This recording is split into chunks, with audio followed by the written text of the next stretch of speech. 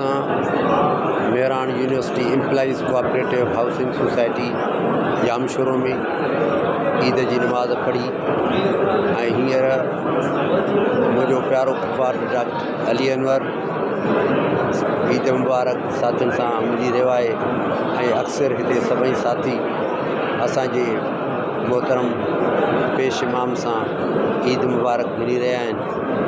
माइट एजाज़ चांडियो ऐं जावेद बि ईद मूं सां मिलिया ऐं हिते सभई माण्हू हीउ नज़ारो आहे हितां जे Mehran university employees cooperative housing society जामशोरे जे जामिया मस्जिद जो जिते असां अॼु ईद नमाज़ पढ़ी ऐं हीउ साम्हूं नज़ारो आहे एयर कूलर पखा ऐं हीउ सभई साम्हूं मुक़्तदी जेके नमाज़ पढ़ण आया उहे हिक ॿिए सां ईद मिली रहिया आहिनि। पर साथियो अॼु सॼी तक़रीर में सुठी ॻाल्हि आहे फ़लस्तीन जी आज़ादी जे लाइ दुआ घुरणु दुआ घुरी वई, कश्मीर जी आज़ादी जी दुआ बि घुरी वई। पर सिंध जे मथां जेके ॾुखिया ॾींहं आयल आहिनि, सिंध जेका हींअर इंतिहाई अज़ियतुनि वारे साहतुनि मां गुज़रे थी पई, उन ते मोदी साहब हिकिड़ो लफ़्ज़ बि कोन ॻाल्हायो। पाकिस्तान जे फ़ौज जे तहफ़ुज़ जे लाइ ॻाल्हायईं त रब साईं पाकिस्तान जी अफ़वाज जो तहफ़ुज़ कजांइ, पाकिस्तान खे मुसीबतुनि खां बचाइजांइ ऐं पाकिस्तान जे वजूद जी सालमियत खे यकीनी बनाइजांइ। पर हिते असुल सिंध धरती सां जेको हींअर केनाल ठाहे करे सिंध खे सुकाइण जी ॻाल्हि कई थी वञे, अॼु मोदी साहब जे मथां इहो फ़र्ज़ु हुयो त उन शइ ते ज़रूरु ॻाल्हाए हा। इबादतूं पंहिंजी जाइ ते आहिनि, नबी करीम सल्लल्लाहु अलैहि वसल्लम रुगो इबादतूं कोन कयूं पर उन जिहाद बि कयो, उन जंगियुनि में हिसो वरितो, उहो माण्हुनि सां विड़ियो ऐं पंहिंजे नज़रिए जी ऐं पंहिंजे इस्लामी क़वानीन खे फ़तह माणण जे लाइ पंहिंजो किरदारु अदा कयो। पर अॼु जो आलिम पंहिंजो उहो इनक़लाबी किरदारु जेको उन जे मथां घुरिबल हुयो ऐं घुरिबल आहे ऐं घुरिबल रहंदो, उहो अदा नथो करे। मूंखे यकीन आहे त जॾहिं क़ौमूं ऐं क़ौमुनि जा रहबर ऐं क़ौमुनि जा पेशमाम इनक़लाबी बणिजी वञनि त उहे धरतियूं वधीक ग़ुलाम न आहिनि रहंदियूं।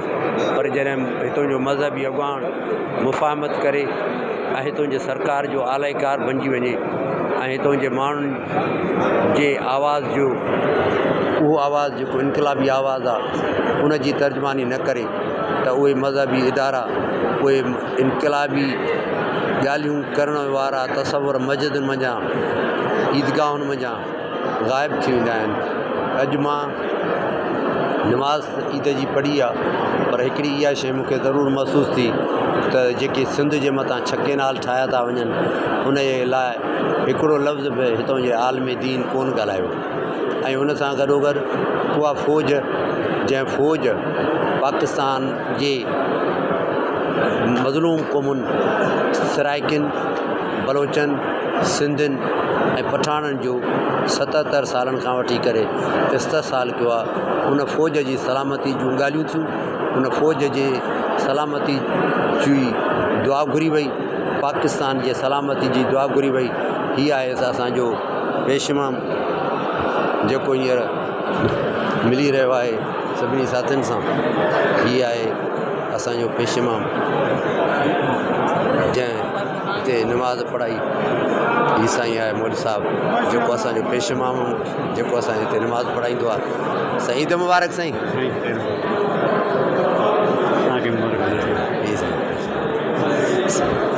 साईं साईं साईं मोहम्मद इब्राहिम मीर जत साहब साईं सां ईद मुबारक मिली रहिया आहियूं।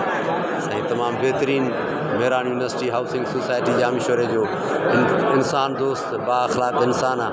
अल्लाह तबारक ताला उनखे वॾी हयाती अता कंदो, रब करीम उनखे सुखियो सराहो रहण थो।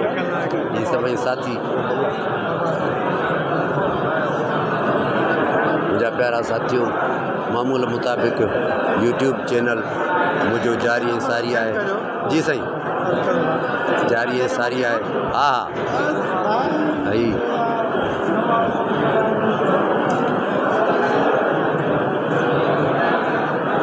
हितां जा माण्हू Canada, Australia, Finland, New Zealand, America,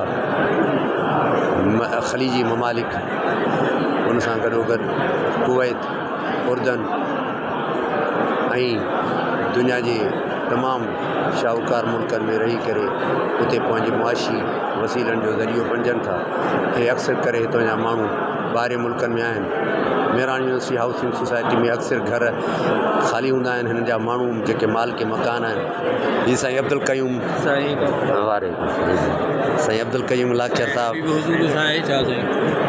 न साईं साईं अब्दुल क़यूम लाखिया साहिबु मेयर जो चश्मो चिराग, आख़ून मले जो इंतिहाई इज़त वारो असांजो बावकार पर्सनैलिटी साईं मेरान यूनिवर्सिटी हाउसिंग सोसाइटी में रहनि था। अॼु हिते नमाज़ पढ़णु आहिनि साईं असलम।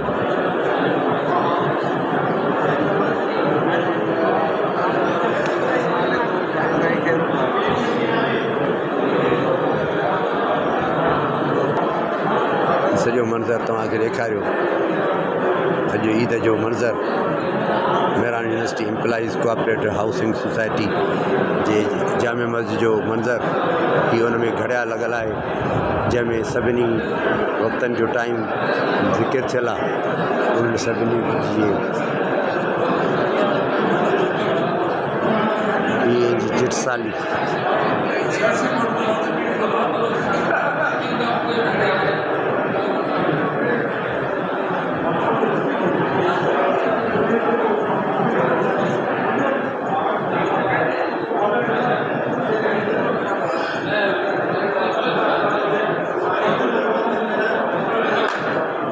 प्यारा साथियों,